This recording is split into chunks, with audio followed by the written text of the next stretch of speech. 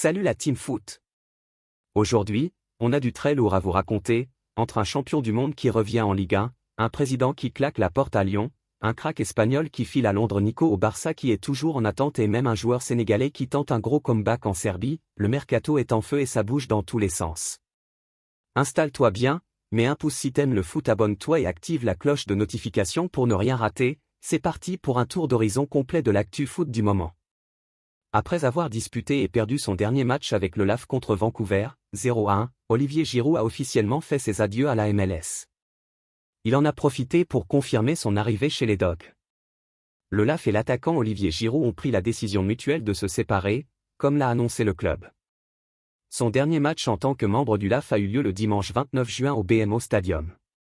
Le 27 juin, Los Angeles FC officialisait donc le départ de son attaquant français. Hier soir, le champion du monde 2018 disputait sa dernière apparition en Californie, une rencontre perdue 1-0 après un bref passage à la Coupe du monde des clubs. Arrivé à Los Angeles en 2024, Giroud repart déjà avec un bilan décevant, 5 buts et 3 passes décisives en 37 rencontres toutes compétitions confondues. Steve Cherundolo, son entraîneur, s'est montré reconnaissant mais réaliste, soulignant l'apport d'expérience de l'attaquant tout en regrettant qu'il n'ait pas réussi à s'adapter au style de jeu du club.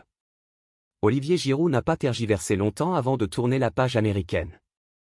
Comme annoncé en exclusivité, l'ancien buteur d'Arsenal et de l'AC Milan s'est rapidement entendu avec le LOSC sur un contrat d'1 an, plus une option pour une saison supplémentaire. À Lille, il viendra remplacer Jonathan David, libre de tout contrat et attendu à la Juventus. En conférence de presse après sa dernière en MLS, Giroud a confirmé son retour dans le Nord. Il a déclaré avoir eu besoin d'un nouveau défi et a saisi l'opportunité de revenir en France. Il pense que les supporters sont contents de voir des joueurs comme lui et Paul Pogba revenir en Ligue 1. Le LOSC a coché beaucoup de cases, tant pour lui que pour sa famille. Il espère être utile à l'équipe, jouer un rôle de leader et faire le lien entre les jeunes et le staff. Jouer la Ligue Europa l'enthousiasme également. Pour lui, Lille est un grand club français. Ne manque plus que l'officialisation du club. Pendant ce temps, une autre grande annonce secoue le football français, John Textor quitte officiellement l'Olympique lyonnais. Dans un communiqué, l'OL a annoncé sa démission, une décision attendue après la rétrogradation administrative du club en Ligue 2 par la DNCG. La grogne montait autour de Textor, déjà très critiqué. Une majorité écrasante de supporters lyonnais espérait le voir partir, c'est désormais chose faite. Le club a officialisé plusieurs changements à sa direction. Michel Kang devient présidente du club et PDG d'Eagle Football Group, tandis que Michael Gerlinger est nommé directeur général. Le communiqué précise que John Textor démissionne de toutes ses fonctions, y compris du conseil d'administration. Il quitte un club qu'il avait racheté en 2022, avec de nombreuses dettes envers certains investisseurs, notamment Michel Kang. Dans un message d'adieu, Textor s'est dit fier des succès sportifs récents, a remercié le staff et a exprimé sa confiance en Michel Kang pour diriger le club à l'avenir. La nouvelle présidente de l'OL, Michel Kang, a pris la parole à son tour. Elle a remercié Textor pour son engagement et a affirmé vouloir travailler étroitement avec Michael Gerlinger, la direction de l'OL et le conseil d'administration pour accompagner le club dans sa défense devant la DNCG. Une nouvelle ère commence pour le club lyonnais. De son côté, Nico Williams traverse une période tendue à Bilbao. Alors qu'il est en instance de départ pour le FC Barcelone, l'ailier basque a vu une fresque à son effigie vandalisée à plusieurs reprises, suscitant la colère de son frère Inaki. Mais d'après Gigante, la situation aurait empiré, sa voiture aurait été sévèrement endommagée, avec les vitres brisées. Bien que cela n'ait pas encore été relayé par les médias sportifs locaux, la fracture entre le joueur et une partie des fans semble bien réelle. Sur le front des transferts, Martin Zubimendi est lui aussi sur le départ. Annoncé un temps au Real Madrid, le milieu de la Real Sociedad va finalement rejoindre Arsenal.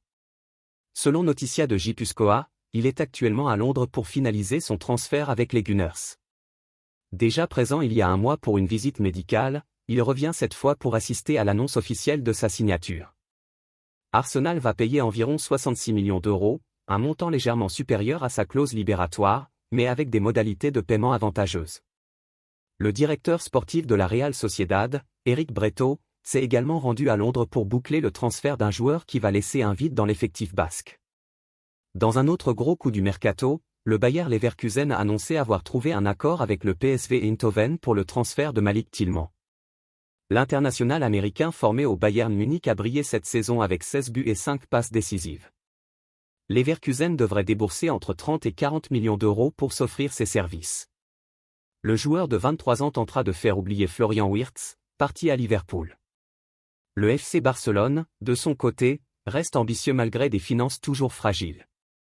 Après une saison réussie en Liga, Copa del Rey et Supercoupe, mais marquée par un échec en Ligue des Champions, le club veut renforcer l'effectif de Hansi Flick. Johan Garcia a déjà été officialisé, et Nico Williams devrait suivre. Pour financer ses arrivées, 2 départs sont envisagés. Ronald Araujo pourrait être vendu si sa clause libératoire, activable début juillet, est levée. Le joueur est suivi par le Milan AC, la Juventus et Manchester United.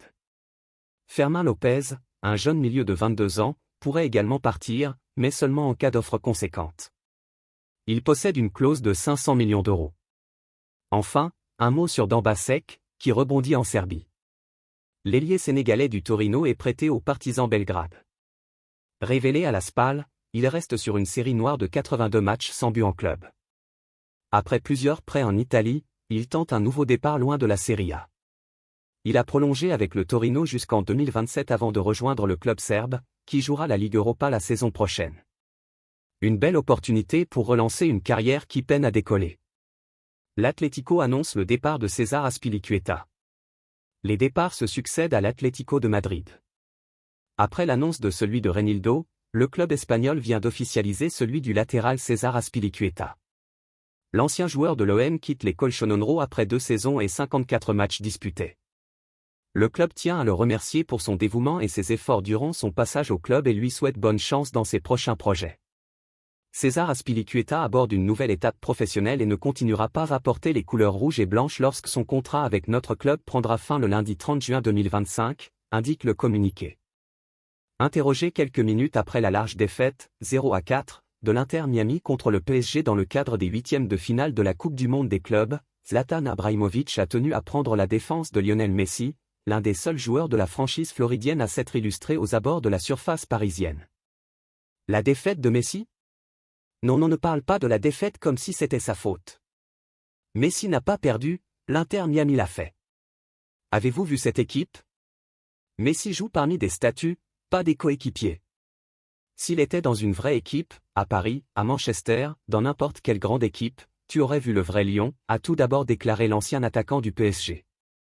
Et de conclure, Messi ne joue que parce qu'il aime le jeu, parce qu'il peut encore faire ce que 99% des joueurs ne peuvent pas. Mais il est entouré de ceux qui courent comme s'ils portaient des sacs de ciment. Il n'y a pas d'entraîneur, pas de star, même pas de joueurs qui comprennent comment se déplacer sans ballon. Tu veux blâmer Messi ? Quand il joue avec Ronaldo, avec Mbappé, avec Haaland, avec Zlatan. Alors tu pourras parler. Mais aujourd'hui ? Non, non, non. Ce n'est pas le Messi que je connais, c'est un grand fantôme qui joue dans un cirque. Mais attention, si vous lui donnez une vraie équipe, il va encore brûler le stade. Parce que tout simplement. Messi est toujours Messi, mais aujourd'hui, ce n'est pas sa défaite, c'est la défaite de l'Inter Miami et du football. Javier Mascherano appréciera. Le Real Madrid a enfin choisi la doublure de Kylian Mbappé.